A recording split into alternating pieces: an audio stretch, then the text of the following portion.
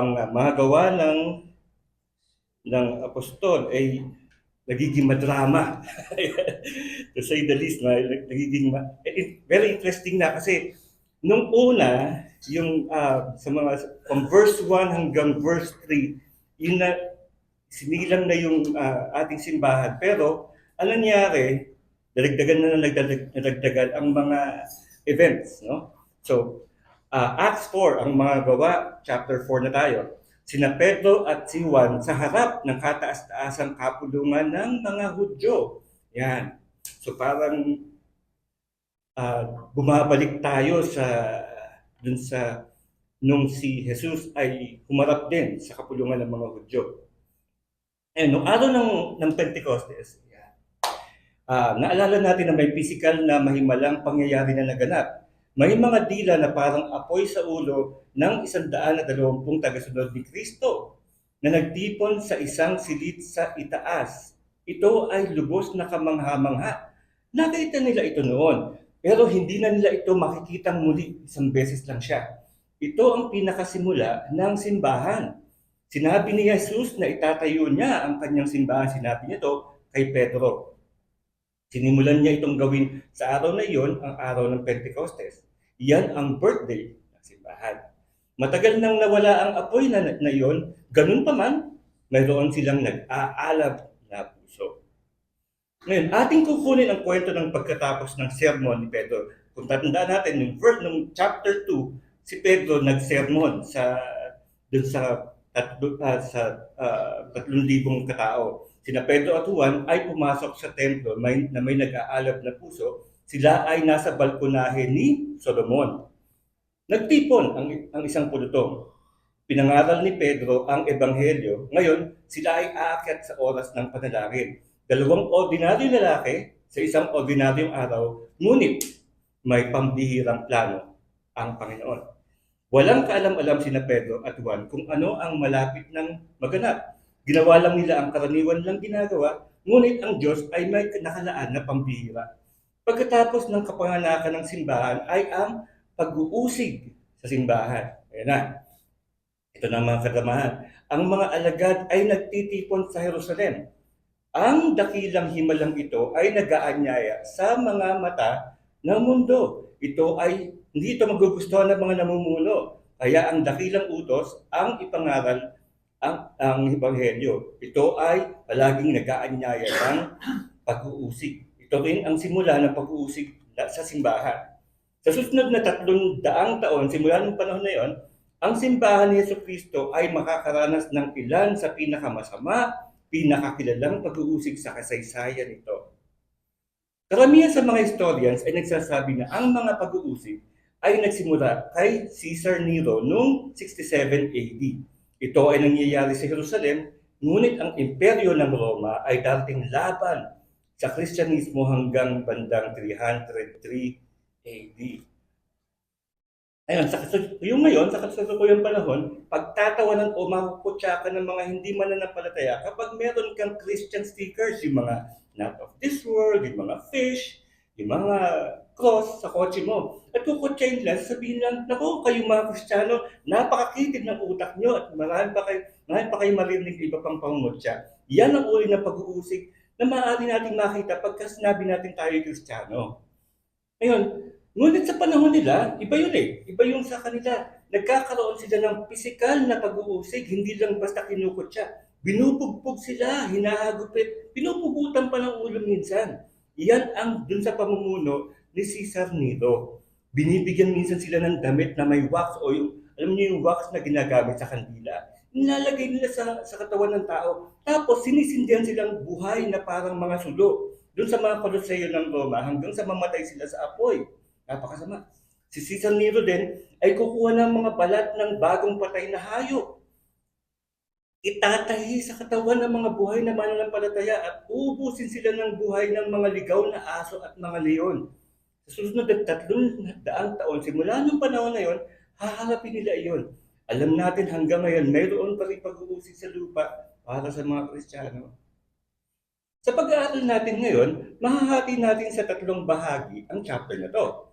Una, ang pagpapalakas ng Espiritu Santo sa mga tagasunod ni Hesukristo. Ayan.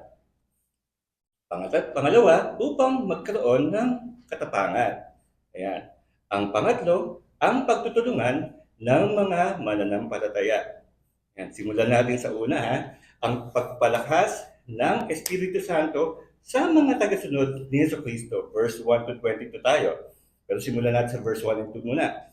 Nagsasalita pa sina Pedro at Juan sa mga taong bayan nang dumating ang mga paring Hudyo, ang kapitan ng mga bantay sa templo at ang mga Saduceo. Galit na galit sila sa dalawang apostol dahil itinuturo ng mga ito sa mga tao na si Jesus ay muling nabuhay at iyon ang katibayan na muling mabubuhay ang mga patay. Yan. Explain natin to. Ang mga Saduceo, nabasa natin ang tungkol sa kanila sa apat na ebanghelyo sa Matthew, Mark, Luke, and John. Sinasabi nandun ang mga Saduceo. Ngunit narito ang naiiba. Nung buhay pa si Jesus, ang pangunahing umaaway sa kanya ay ang mga Pariseo. Yan. Ngayon, si Jesus ay nabuhay mula sa patay at umakyat sa langit. Ang unang simbahan ay sinilang. Ang mga Pariseo ay hindi na ang pangunahing kaaway. Ang mga Saduceo na. Ang mga Saduceo ay lubhang nabigla. Bakit? Dahil ipinapangaral nila ng mga apostoles ang muling pagkabuhay mula sa mga patay. Ngayon, ano ba ang Saduceo? Yan. I-differentiate natin yung Pariseo at ang mga Saduceo. Ang mga Saduceo ay ang naghaharing uri ng napaka-aristokratikong mga Hudyo na siyang namamahala sa lahat na nangyayari sa templo. Kasama na ang mataas na pagkasaserdote o yung mga pinuno ng isang relihiyon, sa English ay high priest. Yan, ha? Ang pinakamahusay na paraan upang isipin ang mga Saduceo ay una sa lahat na sa politika sila. Sa politika ay pumalig sila sa pamahalaang Romano dahil binigyan sila ng pabor ng Roma. Dahil ang Roma, hinirang ang ilan sa kanila o nilagay sa posisyon. Kaya pinatalsik ang iba pang mga mataas na saserdote. Nais nilang makuha ang pinakamagandang bahagi ng pamahalaang pampolitika ng Roma at hindi guluhin ang pamamalakad nito. Nagustuhan nila ang pabor ng pamahalaang Romano. Kaya ang ideya ng isang Mesiyas na darating at magugulo ang kanilang sistema, hindi yun masyadong exciting sa kanila. Sa politika, sila pumanig sa Roma. Ngayon naman, ito naman ang mga Pariseo. Ang mga Pariseo naman, nasa theology naman sila. Sa theology, sila ang nangunguna noong panahon nila. Ang mga Pariseo ay naniniwala sa mga anghel, sa muling pagkabuhay, sa daigdig ng mga espiritu. Naniwala sila sa lahat ng mga banal na kasulatan. Ngayon, ang mga Saduceo, sa kabilang banda, ay napaka-liberal na pag-iisip. Ang mga Saduceo, hindi sila naniniwala sa mga anghel. Hindi sila naniniwala sa mga himala. Ang mga Saduceo, hindi sila naniniwala sa daigdig ng mga espiritu. Hindi rin sila naniniwala sa muling pagkabuhay. That's so sad. That's why they're so sad, you see? Verse 3 at 4, kung nandiyan pa kayo, verse 3 at 4 na tayo, kaya idinakip nila ang dalawa at ikinulong muna hanggang kinabukasan sapagkat gabi na noon. Gayunman, marami sa nakarinig ng kanilang pangangaral ang sumampalataya kay Jesus, kaya't umabot sa 5,000 ang bilang ng mga lalaki. Ayun, may mga kaaway sila, ngunit marami ang nakarinig ng salita ng Diyos at naniwala. At iyon ang dahilan kung bakit tayo nabubuhayan ng pag-asa. Naintindihan ko sa tuwing magbabahagi tayo ng katotohanan na hindi lahat ay sumasang-ayon sa banal na kasulatan o sa pagtuturo ng banal na ebanghelyo. Alam ko rin na hindi lahat ay ng nakarinig ay maniniwala. Binanggit ito ni Jesus tungkol sa binhing inihasik. Ito ay nasa Lucas 8:14. Kung gusto niyong isulat ang verse na to, at basahin, mababasa niyo ito sa susunod na pagkakataon, yung Lucas 8:4-15. Ngayon, ang bilang ng mga lalaki ay umabot ng halos 5,000. Ngayon, mababasa natin na noong araw ng Pentecostes, nung si Pedro ay nangaral ng sermon, ibinigay ang bilang na ilan? 3,000 sila. Ngayon, binigyan tayo ng bilang na 5,000. Alam mo kung ano ibig sabihin nito? May nagbibilang na dun sa sinaunang simbahan. Ibig sabihin, may naka-assign na nagbibilang ng tao noon. Importante na naisulat ito para bigyang kahalagahan ang paglaki ng simbahan. Mahalaga na iisip nila na alam natin kung ano ang ginagawa ng Diyos para magawa rin natin at magalak tayo pagkaraan ng 2,000 taon. Kaya 3,000 kaluluwa ang nadagdag na naligtas. Ngayon, yung numerong 3,000, ang kabuuang bilang, ang pinagsama-samang numero hanggang sa puntong ito, iyon ang, sa tingin ko, sinasabi ng talatang to, humigit kumulang 5,000 lalaki. Sinabi, di ba, bilang ng mga lalaki. Ngayon, nagbibilang lang sila ng mga lalaki dito. Ngayon, ganoon lang ang bilang nung araw, binibilang nila ang mga lalaki, ang mga nagdidesisyon. Kaya hindi ito eksaktong numero. Mga 5,000 lalaki, idadagdag mo yung asawa o yung mga kaibigan o yung kasama sa household, yung mga anak. Kaya ibig sabihin, mas marami pa dito. Kung alam natin, lumaki ang bilang ng mga alagad naniniwala. Yan. Sa verse 5 to 7. Verse 5 to 7 tayo sinabi, kinabukasan nagtipon sa Jerusalem ang mga pinuno ng mga Hudyo, ang mga matatandang namumuno sa bayan at ang mga tagapagturo ng kautusan. Verse 6, kasama nila si Anas, ang pinakapunong pari, si Cayapas, si Juan, si Alejandro, at ang iba pang mga kamag-anak ng pinakapunong pari. Pinatayo nila sa harap ng mga apostol at tinanong, sa anong kapangyarihan o sa kaninong pangalan ninyo ginagawa ang bagay na to? Napaka-importanting tanong yan. Dahil sa kanilang kasulatan, sa lumang tipan, sila ay nutusan kapag may pumapasok o gumagawa ng isang bagay na kapansin-pansin tulad ng isang himala o isang tanda o isang kababalaghan, tanungin ang taong yan kung kaninong pangalan ang ginagawa nila. Kasi kung kinaakay ka ng taong yan palayo sa pangalan ng Diyos at mula sa pagsamba sa Diyos, ang taong yan ay isang huwad na propeta at dapat palayasin. Pero hindi lang basta palayasin. May mga pagkakataon, iba pang beses, pinapatay o binabato at hanggang sa mamatay. Kaya naghihintay sila ng sagot. Pansinin natin kung sino ang mga nabanggit dito. Una sa listahan, bukod sa iba pang matatanda, si Anas. Si Anas, siya yung isang mataas na saserdote. Ngayon, si Cayapas naman, medyo pamilyar sa inyo yung pangalan na yan, siya ang manunungkulan na mataas na saserdote. Sina Pedro at Juan, mga alagad ni Jesus, ay nakatayo sa harap ng mismong grupo. Nung si Jesus ay tumayo sa harap nung siya ay nilitis sa harap ng Hudyong Sanhedrin. Hinarap ni Jesus ang pulutong na to, sina Anas at Cayapas, kaya medyo pamilyar kayo sa mga pangalan na yan, at iba pang miyembro ng Sanhedrin. At ngayon ay ang mga alagad na. Si Anas ay ang dating mataas na saserdote, gayon paman hindi na siya ang kasalukuyang nakapwesto. Ang manugang na niya na si Cayapas ang nakapwesto. Nasa kanya ang kapangyarihan, siya ang may impluensya. Very interesting, ano? Ngayon, sa politika, ang mga Saduceo ay nakabaling sa mga Romano. Kaya ito ang nangyari. Noong 6 AD, hinilang ni Quirinius ng Syria si Anas bilang mataas na saserdote ng bansang Hudyo. Ngunit pinatalsik si Anas noong 15 AD. Kaya naglilingkod lamang siya ng sa loob ng 8 o 9 na taon. At pinatalsik siya ni Valerius Gratus. Ang mga Romano na ang kumakontrol sa lupain na yan, ng panahon na yan, sila na ang may kapangyarihang ilagay at paalisin ang mga mataas na saserdote ng Judaismo. Ngayon, bakit hindi pangkaraniwan yan tulad sa iyong lumang tipan? Kung ikaw ay isang mataas na saserdote, dapat ikaw ay manungkulan habang buhay.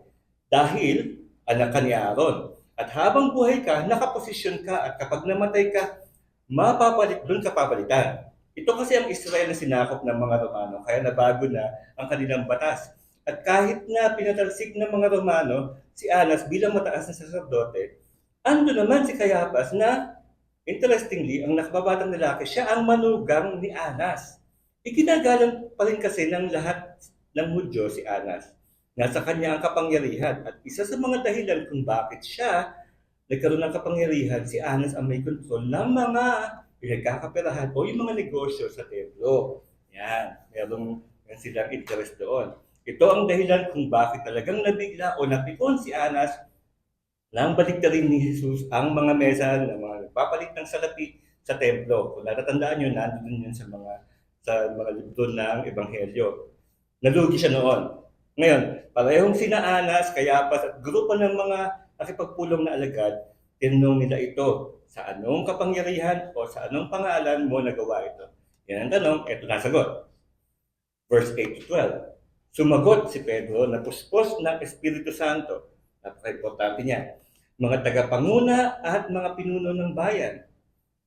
Kung sinisiyasat ninyo kami ngayon tungkol sa kabutihang ginawa namin sa lumpong ito at kung paano siya gumaling, nais kong malaman ninyong lahat at ng buong Israel na ang taong ito ay nakatayo sa inyong harapan at lubusang gumaling dahil sa kapangyarihan ng pangalan ni Jesucristo na taga Nazaret.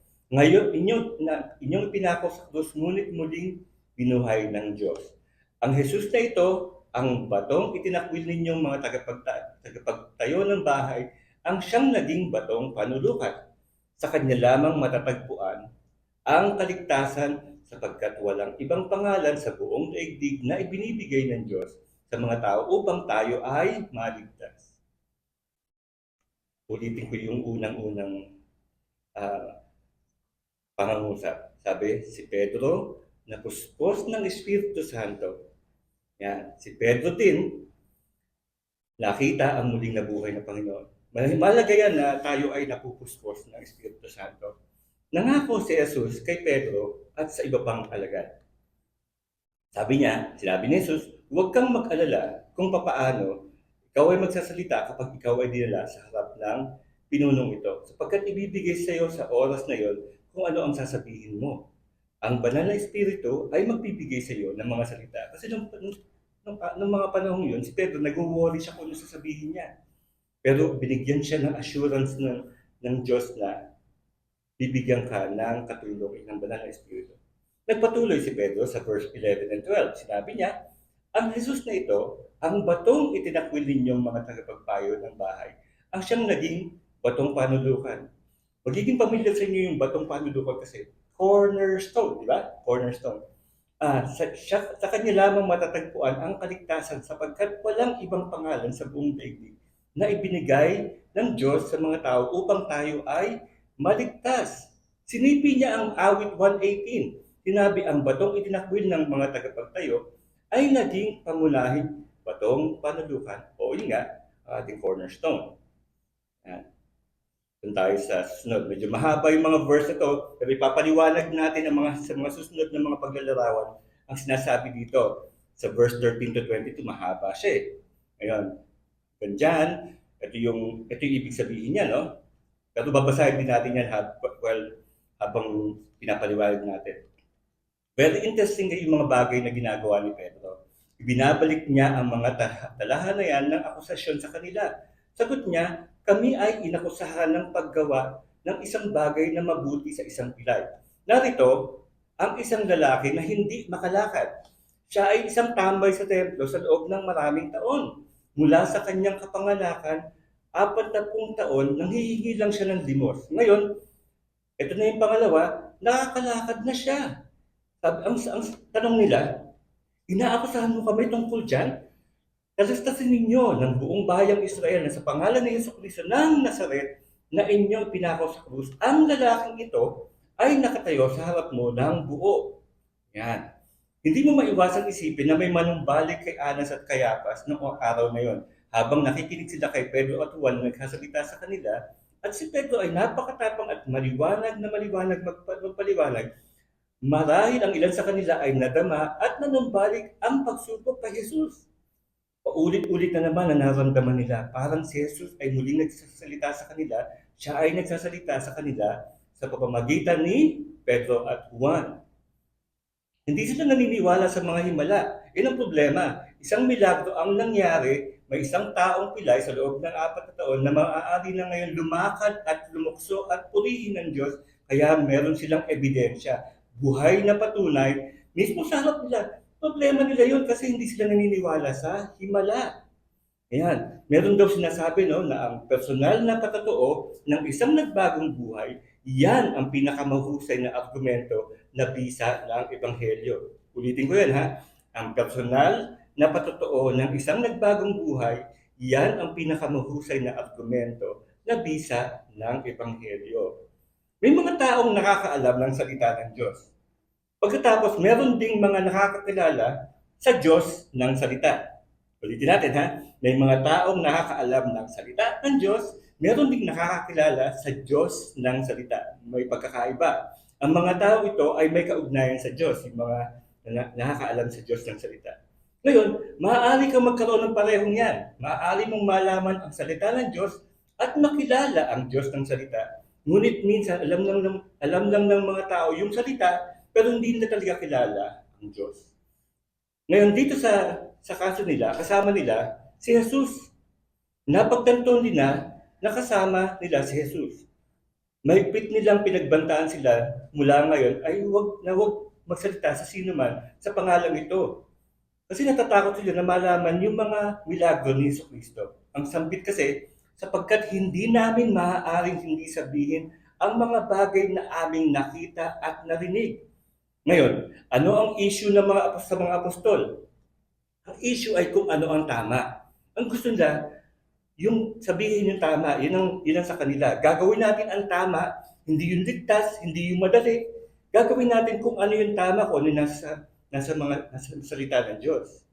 Ngayon, sa versikulo 20, makikita natin yung verse na yan. Sabi, hindi maaaring di namin ipahayag ang aming nakita at narinig. Sana lahat tayo ganun, no? Pansinin natin ito. Ang dapat paniwalaan na pinakamahusay sa nakahulugan yun ay isang saksi o witness. Ang ibig sabihin ng saksi para sa Panginoon, ang ibig sabihin nito nagsasalita sa mga bagay na nakita at narinig. Sabihin ang iyong patotoo kung ano ang mayroon ka na nakitang ginawa ng Panginoon sa iyong buhay, ang narinig mo ay katotohanan mula sa kanyang salita, ang saksi ay isang tao nagsasalita sa iba na kanilang nakikita at kung ano ang kanilang naririnig. Very definition yan ng witness. May prinsipyo at sila ay saksi. Kaya nagsama-sama sila, nagtipon sila at lahat sila ay nagpatotoo. Ito naman ang pangalawang bahagi, ang panalangin upang magkaroon ng katapangan. Verse 23 to 31. Simulan natin sa verse 23, no? Verse 23. Nang palayain na sina Pedro at Juan, pumunta sila sa mga kasama nila at ibinalita ang sinabi ng mga punong pari at ng mga pinuno ng bayan. Nang marinig ito ng mga mananampalataya, sama-sama silang nanalangin sa Diyos, Panginoon, kayo po ang lumikha ng langit at ng lupa, ng dagat at lahat ng nasa mga ito. Kayo po ang nagsalita sa pamamagitan ng aming ginunong si David na inyong likod nang sabihin niya sa patnubay ng Espiritu Santo, bakit galit na galit ang mga hentil at ang mga tao ay nagbalak ng mga bagay na walang kabuluhan. Naghanda para sa digmaan ang mga hari at ang hari sa lupa at nagtipon ang mga pinuno laban sa Panginoon at sa kanyang hinirang. Munod, nagkatipon nga sa lungsod na ito sina Herodes at Poncio Pilato kasama ang mga hentil at ang buong Israel laban sa inyong banal na lingkod na si Jesus, ang inyong hinirang. Nagkatipon sila upang isagawa ang lahat ng bagay na inyong itinakda noong una pa man ayon sa inyong kapangyarihan at kalooban. At ngayon, Panginoon, tingnan ninyo, nagbabantaan nila kami. Bigyan ninyo ng katapangan ang inyong mga alipin upang ipangaral ang inyong salita. Iunat ninyo ang inyong kamay upang magpagaling at loobin ninyo na sa pangalan ng inyong banal na lingkod na si Jesus ay makagawa kami ng mga himala. Yan. Pinagkaisa nilang itinaas ang kanilang tinig sa Diyos at sinabing binabantaan sila. Nagsumbong sila sa Diyos. Sa mga karaniwang taon, ano ang gagawin nyo pagka ganito ang tinuring sa inyo? Itataas, yung ibang mga tao ganito gagawin, itataas sila ang kanilang boses sa gobyerno at magpipikat at magrarayot. Iyan ang una nilang instinct. Ngayon, sa mga mananampalataya, dinadala nila ito sa dasal. Yan. At gusto kong pansinin natin ang ilang bagay tungkol sa kanilang panalangin. Una sa lahat, nananalangin sila ng mayroong pananaw. Yan. Pansinin na sinasabi nila.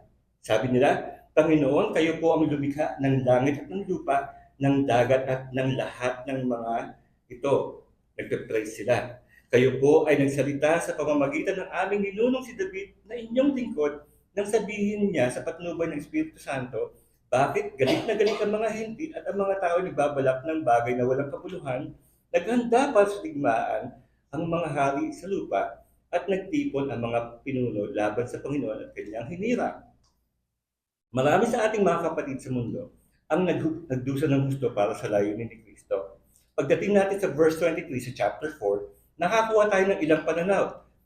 Sinabi, di ba, pinakawalan. Ito ay matapos silang pagbantaan, pagkatapos ay tatuhin ng hindi maganda, pagkatapos sila ay iniuusig, kumbaga inabuse sila. Palibhasa ay pinalaya, sila ay nagsiparoon sa kanilang mga kasamahan. So nagsama-sama uli sila. At ibinalita ang lahat ng mga bagay na sinabi ng mga punong saserdote. Pansinin sa verse 23, pagkatapos palayain, sama-sama silang nagtipon at agad silang nanalangin. Ayan. Hindi sila nagprotesta. Hindi sila gumawa ng gulo. Nagdasal sila. Nagtipon sila at nagsumamo sila sa Diyos. Ngayon ito ay kapansin-pansin dahil wala iyon sa natural na instinct ng isang tao. Hindi iyon ang unang reaksyon. Ang unang reaksyon ng karaniwang tao, magiganti. Yan. Naniniwala sila na may magagandang bagay na darating. Yan. Ngunit una sa lahat, mananalangin sila. Kaya yun ang ginawa nila, may suporta ang kanilang dasal, sumasama sila sa Diyos, at umaasa at nasa kanila ang suporta ng langit. Sa Jeremiah 32:17, sinabi niya, Panginoon Diyos, Ikaw ang siyang gumawa ng langit at ng lupa sa pamamagitan ng iyong dakilang kapangyarihan at sa pamamagitan ng iyong unat na kamay, walang bagay na napakahirap sa iyo. Yan. Sinipi yun dun sa sinabi dun sa Acts. Ang dapat na makita natin ay kapag mananalangin tayo, kilalanin kung kanina tayo nakikipag-usap. Hindi tayo nakikipag-usap sa isang tao mahina, hindi tayo nakikipag-usap sa isang hangin, tayo ay nakikipag-usap sa may otoridad. Nakikipag-usap tayo sa isang kataas-taasan Diyos, sa Kanya ay walang imposible. Kaya kapag itinaas mo ang iyong panalangin sa pamamagitan ng pagkilala kung kanino ka nagdarasal, nagbibigay inspirasyon ito sa iyong pananampalataya. Pansinin kung paano na sinimulan ang kanilang panalangin. Nagmula sa pagsamba, pag-aalay ng mga bagay sa Diyos, hanggang sa kanilang pakiusap. Yun, kung makikita mo, yun din yung structure ng Our Father hanggang dun sa humihiling ka. Ang anumang mabuting panalangin, ganun ang pagkakaayon. Isa pang katangian tungkol sa panalangin ito ay may kaugnayan, ito ay may tindig. Napaka-espesipiko nila kung ano ang hinihiling nila sa Diyos. Una, humihiling sila sa Diyos ng katapangan. At sabi ito, verse 29, At ngayon, Panginoon, tingnan ninyo, pinagbabantaan nila kami, bigyan ninyo ng katapangan ang inyong mga alipin upang ipangaral ang inyong salita. May dahilan. Sabi niya, inuulat ninyo ang inyong kamay upang magpagaling at loobin ninyo sa pangalan ng inyong banal na lingkod na si Jesus ay makagawa kami ng mga himala. Makikita na ito ay talagang kamangha-mangha. Ano ang nagdulot sa kanila ng pansin sa simula? O yun yung cause nung kaya sila napansin? Matapang sila. Ayan. Pumunta sila sa lansangan ng Jerusalem na napakatapang tungkol sa kanilang pinaniniwalaan. Pero, ito problema, naaresto sila. Ngayon, hinihiling nila sa Diyos na punuin sila na may higit pa kung ano ang nagpagulo o gumawa ng pansin sa kanila sa simula. Sabi nila, Panginoon, nagkaroon kami ng problema dahil sa aming katapangan. Pero gusto namin, dagdagan pa kami ng katapangan dahil gusto namin express na kayo ang merong gawa ng aming himala. Ngayon sa verse 31, pagkatapos silang manalangin, nayanig ang kanilang pinagtitipunan. Silang lahat ay napuspos ng Espiritu Santo at buong tapang na nangaral ng salita ng Diyos. Yan. Ano man ang sanhi ng pagyanig, alam natin na ito ay isa ulisong sign o paggalaw ng Espiritu Santo. Ito ay nangyari marahil upang palakasin ang pananampalataya ng unang simbahan katulad ng tanda ng araw ng Pentecostes. Yun nga, di ba may nangyari, may hangin, mayroong apoy, ito naman ay pagyanig o yung sa atin earthquake daw to. Kaya timanig ang lugar at lahat sila ay puspos, napakahalaga, ng banal na Espiritu Santo.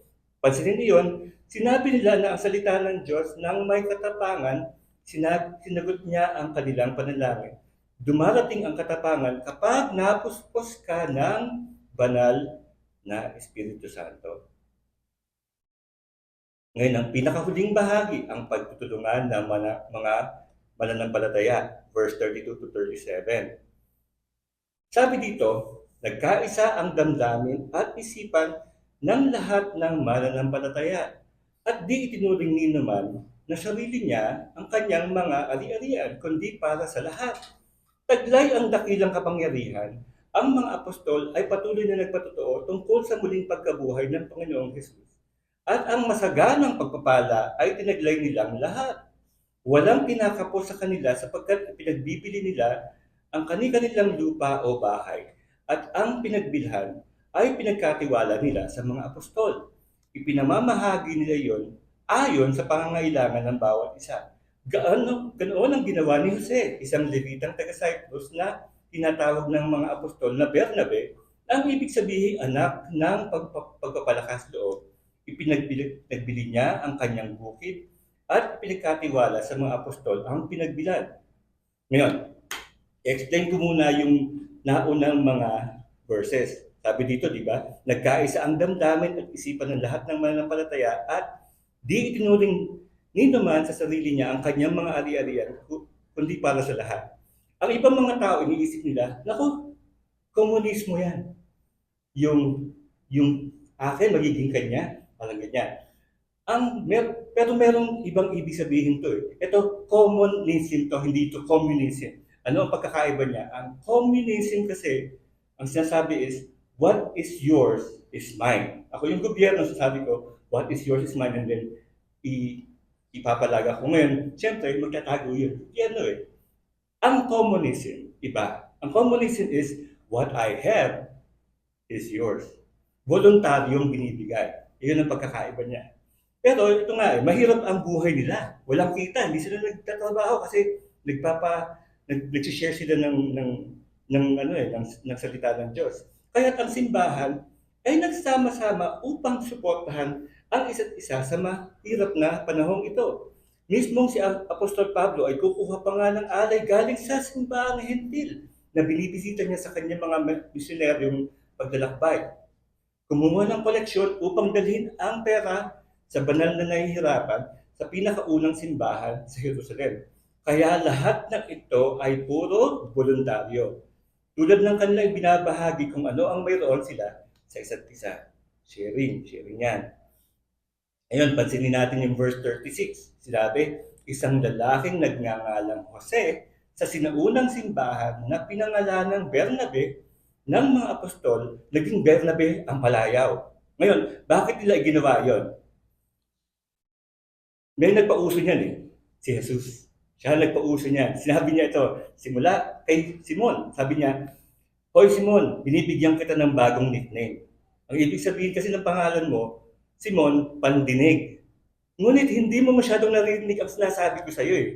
Pedro na lang ang tatawag ko sa iyo. Sa Griego, ang Petros, yun yung pinanggalingan ng pangalan niya, ibig sabihin ng stone o bato. Ginawa ni Jesus iyon na magbigay ng nickname. Ginawa niya yun din kay Levi. Sabi, Matthew ang nickname niya kay Levi. Yan. Kaya tawagin natin si Jose na Bernabe. Dahil Bernabe, ang ibig sabihin niyan sa Aramaic, son of the prophet o anak ng propeta, pero naging son of encouragement. Bakit daw? Kahit saan pumunta si Jose, sabihin niya ganito, ako po si Jose, paano kita matutulungan? Ako po si Jose, paano ko mapapalakas ang iyong pananampalataya o paniniwala? Napaka-giving niya. Yan. Kaya tinawag siyang anak ng pampatibay loob ng mga apostol. Ngayon, pansinin ito, siya ay isang Levita o Levite ng bansang Cyprus. Yan. Sa pagkakaroon ng lupa, pinagbili niya ito at dinala ang pera at inilagay sa paanan ng mga apostol. Lagyan natin ng basic background ng pagiging Levite. Kung ikaw ay isang matalinong estudyante ng Biblia, pansinin mo ito. Ano ang ginagawa ng isang Levita sa pribadong pagmamay-ari ng lupa? Dahil alam natin sa lumang tipan, sa aklat ng mga bilang, ang mga Levita ay hindi pwedeng magmay-ari ng anumang bahagi ng lupain sa bayan ng Israel. Dahil ang Diyos, sabi nila, Diyos ang kanilang bahagi. Ibig sabihin, nananahan lang ang mga Levita sa biyaya na galing sa Panginoon. Ngayon, ano nangyari dito? Ito ba ay isang tumalikod na Levita? Sinasabi nito na hindi sila nagmamay-ari ng lupain sa loob ng Israel. Wala itong sinasabi legally tungkol sa pagmamay-ari ng lupa sa labas ng Israel dahil siya ay taga Cyprus kung saan siya nagmula. Hindi niya inangkin lang basta ang lupain para mapawalang bisa ang pagiging Levita. Sinabi lang nito na pag-ari niya ang lupa at may maganda siyang pakay. Ibenta ito, dalhin ng pera at ibigay sa mga apostol na nagsishare ng salita ng Diyos. Naibahagi ng Diyos kay Bernabe, kaya ibinigay din niya sa iba. Siya ay naging isang steward. Siya ay isang daluyan ng isang pagpapala na ginawa ng Diyos para sa kanya. At alam niya na ang kanyang mga kapatid ay nangangailangan. Siya ay hindi nag-atubiling tumulong para ipagpatuloy ang kanilang magandang layunin. Lagi kong tanong, ano na? Ngayon, sa aklat ng mga gawa, nakita natin ang pagdaragdag ng Panginoon sa simbahan. Sa gawa 2:47, idinadagdag ng Panginoon sa simbahan araw-araw ang mga naliligtas. Ngayon sa chapter 4, verse 4, libo-libo pa ang idinagdag sa mga nauna na naligtas sa araw ng Pentecostes. Dumami pa siya. Napaparami ng Panginoon ang mananampalataya. Dumadagdag ang mga taong naligtas. Kung sa English to, the Lord added, and then yung sumunod dun, yung sa chapter 4, verse 4, He multiplied. Yan. Dumami pa ng dumami, dumagdag ng dumagdag. Ngayon, sa kasalukuyan, halinawa ay dumagdag pa at lumakas ang ating paniniwala na sa tulong ng banal na Espiritu ay maging matapang tayo na magbahagi ng salita ng Diyos at gamitin tayo upang maparami pa ang maliligtas. Tayo po'y manalangin. Panginoon po, salamat sa aming pagbabahagi ng inyong salita sa umagang to. Salamat po sa pagbibigay niyo ng kalinawan sa aming mga binabasa at binigyan niyo kami ng direksyon upang mapaunlad at maging mahusay pa kami sa aming pagsasaliksik sa inyong salita. Salamat po at binigyan niyo po kami ng araw na ito upang mag-discuss pa ng inyong salita. At salamat po at amin pong mai-apply ang inyong salita at harinawa ay mai-share po namin ito sa mundo. Sa pangalan ni Jesus. Amen.